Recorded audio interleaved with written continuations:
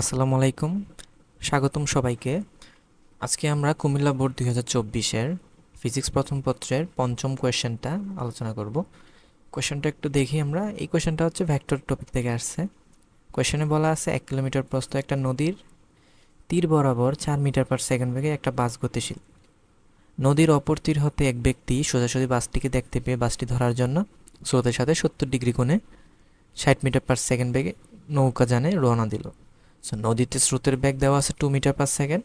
তারপর আমাদের দুইটা ম্যাথ করতে বলছে, সেটা আমাদের করতে হবে। সো ফার্স্ট কথা হচ্ছে আমরা গটা শুরু করি। নৌকার লব্ধি বেগ কত ছিল?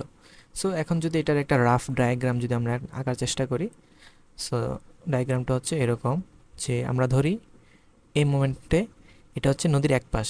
সো এইখান থেকে নৌকাটা যাত্রা শুরু করবে। সো কোন দিকে যাত্রা শুরু করবে জানি না, বাট আমরা কোয়েশ্চেন ভাষা অনুযায়ী আমরা এটা জানি, নদীটা যেখান থেকে সে যাত্রা শুরু করবে সে অপর প্রান্তে একটা বাস দেখতে পাইছে। সো বাসটা আছে এখানে। সেই বাসটা কত কিলোমিটার/আওয়ারে যাইতেছে? 4 মিটার/সেকেন্ড। ঠিক আছে। সো সে 4 মিটার/সেকেন্ড বেগে সামনের দিকে যাইতেছে। এখন চিন্তা করো সে কি করতেছে, সে বাসটিকে ধরার জন্য স্রোতের সাথে 90 ডিগ্রি কোণে এই বেগে যাত্রা শুরু করছে।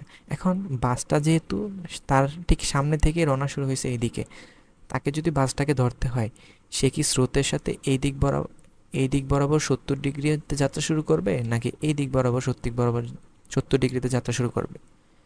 কোনটা হবে আমাদের অ্যান্সার? আমরা যদি একটু কনসেপ্টটা বুঝতে পারি যে লব্ধি যেদিকে সেই দিকে তার স্মরণ হবে। সো তাকে যদি এইদিকে যাত্রা শুরু করি, সে মেনলি অর্থাৎ বাসটাকে সোজাসুজি ধরার জন্য যাত্রা শুরু করবে মেনলি। বাট সে যদি ওই পারে পৌঁছায়, বাস তো 4 মিটার/সেকেন্ড বেগে সামনে যাইতেছে, অর্থাৎ বাসটা অনেক সামনের দিকে এগিয়ে যাবে। অর্থাৎ তাকে যদি বাসটাকে ধরতে হয়, তাকে বরং এই দিকে না, এই দিক বরাবর, অর্থাৎ স্রোত যেই ডিরেকশনে আছে স্রোতের ডিরেকশনেই 70 ডিগ্রিতে যাত্রা শুরু করতে হবে। ঠিক আছে। সো আমরা নৌকা কোন দিকে যাত্রা শুরু করবে সেই ডিরেকশনটা আমরা এখন বুঝতে পারছি। সো এইটা যদি হয় 70 ডিগ্রি, সো নৌকা যাত্রা শুরু করবে এইদিকে 6 মিটার/সেকেন্ড। আচ্ছা, স্রোতের ভেলোসিটি কত দেওয়া আছে? স্রোতের ভেলোসিটি আমাদের দেওয়া আছে 2 মিটার/সেকেন্ড। তাহলে লব্ধি কোন দিকে? আমরা জানি রেজাল্টেন্ট। আমরা যদি এখানে সমান্তরিক চিন্তা করি, সমান্তরিকের ডিরেকশন হবে এই দিক বরাবর। ঠিক আছে। সো আমাদের রেজাল্টেন্টের ইকুয়েশন ইজিলি বসাই দেবো আমরা। R is equals to √p² + q² 2pq cos alpha. অর্থাৎ এখানে হবে 6² + 2² + 2 × 6 × 2 cos 70 ডিগ্রি। ঠিক আছে। তারপর এটা ক্যালকুলেশন করে যেটা হবে এত মিটার/সেকেন্ড হবে তার লব্ধি বেগ। বাট এখানে একটু জিনিস মাথায় রাখা হবে, এখানে কোয়েশ্চেনে বলছে লব্ধি বেগ কত ছিল। এখন বেগ এটা কি স্কেলার রাশি? না, এটা তো একটা ভেক্টর রাশি। সো ভেক্টর রাশির জন্য তার মান ও দিক দুইটাই কিন্তু প্রয়োজন। বাট আমরা তো বের করছি শুধু মান, অর্থাৎ আমাদের দিক সহ বের করতে হবে। সো লব্ধিটা স্রোতের সাথে যত অ্যাঙ্গেলে আছে সেই অ্যাঙ্গেলটাও সহ আমাদের বের করে দেখাইতে হবে। বুঝতে পারছো? সো উপরে কি হবে, আমরা যেহেতু ধরছি 2 মিটার/সেকেন্ডের সাথে থিটা কোণটা, সো 2 থাকবে নিচে আলাদা, প্লাস বাকি যেটার সাথে আমরা কোণটা ধরি নাই সেটার এমন কোএফিশিয়েন্ট নিতে হবে যেখানে ট্যান চলে আসে, অর্থাৎ sin/cos, তারপর 670 ডিগ্রি হবে, অর্থাৎ যত অ্যাঙ্গেলে সে স্রোতের সাথে যাইতেছে। ঠিক আছে। তারপর এটা ক্যালকুলেশন করলে আমাদের এত ডিগ্রি কোণও বের হয়ে যাবে। সো নৌকার লব্ধি বেগ আমরা বের করে ফেলছি মান এবং দিকের মাধ্যমে। এটা হলো ঘ নাম্বার। বাট ঘ নাম্বার একটু একটু দেখি, এটা একটু ইন্টারেস্টিং ম্যাথ, যে লোকটির পক্ষে বাসটিকে ধরা সম্ভব হবে কিনা।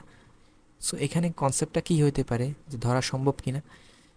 আমরা এতটুকু তো শিওর যে বাস কোথায় যেয়ে থামবে সেটা তো আমরা জানি না, বাট তাকে তো অপর পারে পৌঁছাতে হবেই হবে, অর্থাৎ নৌকাটাকে অপর পারে পৌঁছাতে হবেই যেহেতু। সো নৌকাটা অপর পারে পৌঁছাতে যেই টাইম লাগবে সেই টাইমটা যদি আমরা বের করে ফেলতে পারি, এখন চিন্তা করো নৌকা ওই নির্দিষ্ট টাইমে যদি সে সাপোজ এই অবস্থানে পৌঁছাইছে, ধরো 10 সেকেন্ড অ্যান্সার বেরিয়েছে, সে 10 সেকেন্ডে এইখানে পৌঁছাইছে নৌকাটা স্রোতের ওই পাশে যেহেতু তার লোভ দিয়ে দিকবে সেইখানে পৌঁছাইছে। এখন আমরা যদি লক্ষ্য করি সেই 10 সেকেন্ডের ভিতরেই গাড়িটা ওই অবস্থান থেকে এই অবস্থানে চলে আসছে, অথবা অথবা এটার